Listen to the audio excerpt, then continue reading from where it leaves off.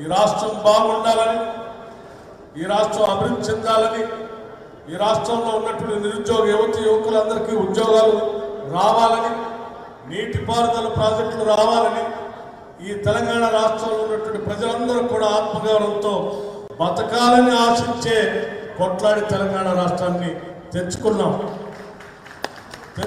తెలంగాణ రాష్ట్రంలో 10 సంవత్సరాలు మిగులు బడ్జెట్తో రాష్ట్రం టీఆర్ఎస్ చేతుల్లో పోతే 10 సంవత్సరాలు ఈ రాష్ట్రాన్ని అధోగతి పాలు చేసి, అప్పుల పాలు చేసి 7 లక్షల పైబడి కోట్ల రూపాయలను అప్పు తీసుకొచ్చి ఈరోజు రాష్ట్ర ప్రభుత్వం సంవత్సరానికే దాదాపు ఇప్పటికి 66,000 కోట్ల రూపాయలు తెచ్చిన అప్పుకి మిత్తుకి కట్టేటువంటి పరిస్థితి మన ఈ రాష్ట్రాన్ని అధోగతి పాలు చేశారు.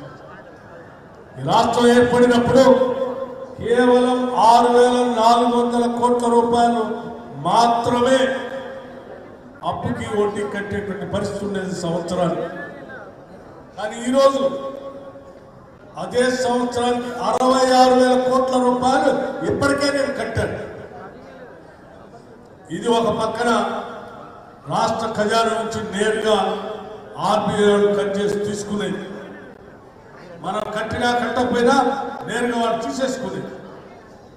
అలాగే మనం రాష్ట్ర రైతాంగానికి మాటిచ్చాం కాబట్టి రాగానే మొదటి దశలోనే పార్లమెంట్ ఎన్నికల కంటే ముందు 7,600 కోట్ల రూపాయలు రైతు బంధు పేరు మీద రాష్ట్ర ప్రభుత్వం నేరుగా వారి అకౌంట్లో క్యాష్ చేసింది.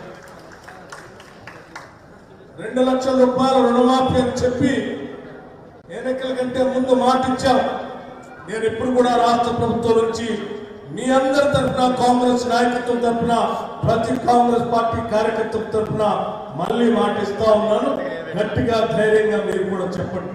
2 లక్షల